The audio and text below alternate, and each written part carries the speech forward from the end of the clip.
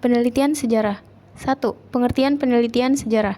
Penelitian sejarah adalah penelitian yang berupaya untuk mempelajari, memahami, dan menafsirkan peristiwa masa lalu, dengan tujuan untuk mencapai wawasan atau kesimpulan tentang orang atau kejadian di masa lalu.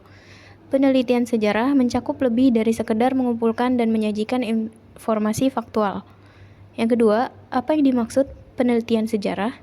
Penelitian sejarah merupakan sebuah metode sejarah yang memuat suatu sistema dari cara-cara yang benar untuk memperoleh kebenaran sejarah. Yang ketiga, langkah-langkah penelitian sejarah. Yang pertama ada pemilihan topik. Unik topik yang mengundang rasa ingin tahu dan ketertarikan pembaca untuk membacanya. Yang kedua ada bernilai. Permasalahan yang diteliti memiliki arti penting bagi perkembangan ilmu pengetahuan dan pada akhirnya berguna bagi masyarakat. Yang ketiga ada kesatuan, yaitu unsur-unsur yang dijadikan bahan penelitian memiliki satu kesatuan ide. Yang keempat ada orisinal, yaitu topik yang dipilih merupakan sebuah upaya untuk melakukan sebuah pembuktian baru atas peristiwa yang sama.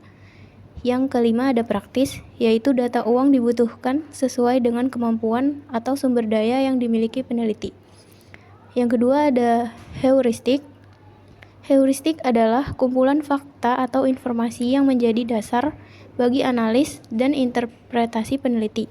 Berdasarkan sumbernya, data dapat dibagi menjadi dua, yaitu data primer, contohnya wawancara, dokumentasi asli, foto, dan artefak.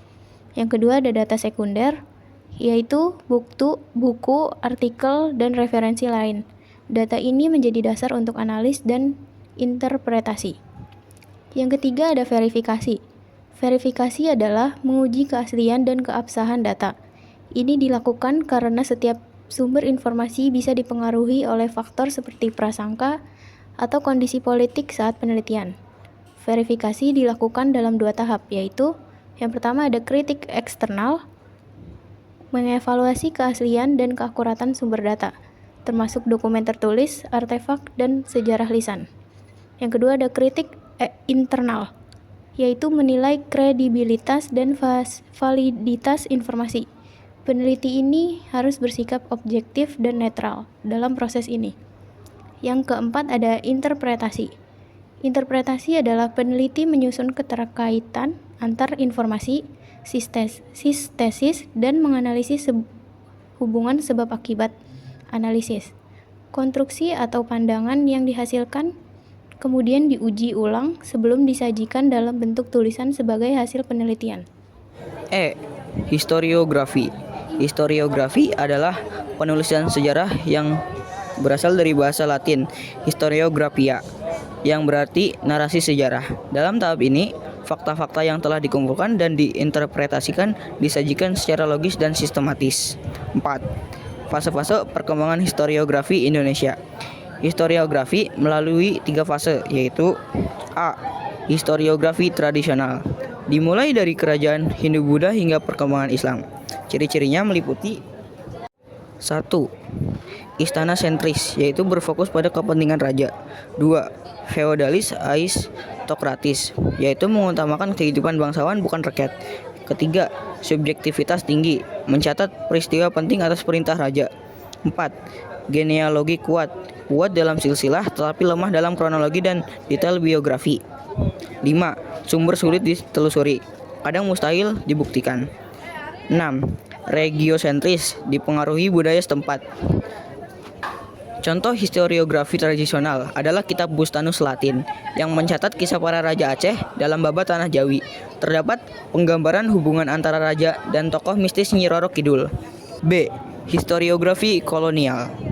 Historiografi kolonial merujuk pada penulisan sejarah Indonesia selama masa penjajahan Belanda. Sebagian diantaranya bahkan tidak pernah mengunjungi Indonesia. Sumber utama yang digunakan berasal dari arsip negara Belanda di Batavia.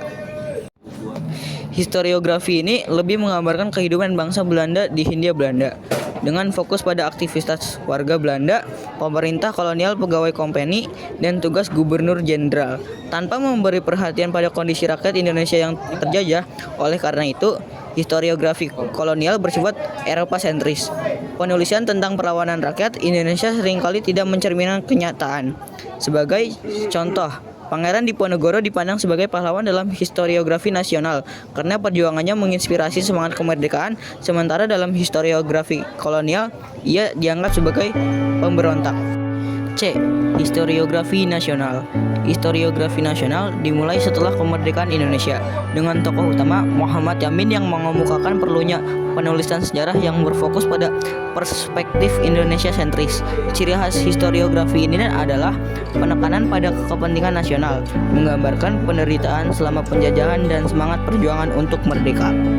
Historiografi nasional menegaskan keberadaan bangsa Indonesia yang baru merdeka dan pentingnya persatuan dalam mengisi kemerdekaan. Tokoh-tokoh penggerakan dan pahlawan kemerdekaan menjadi bagian sentral yang menginspirasi. Secara umum, historiografi nasional mengacu pada: pertama, sejarah berbagai suku bangsa di Indonesia. Kedua, pemanfaatan sumber lisan, tulisan, dan penyiaran.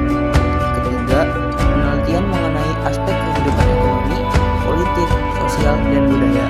Contoh dalam karya historiografi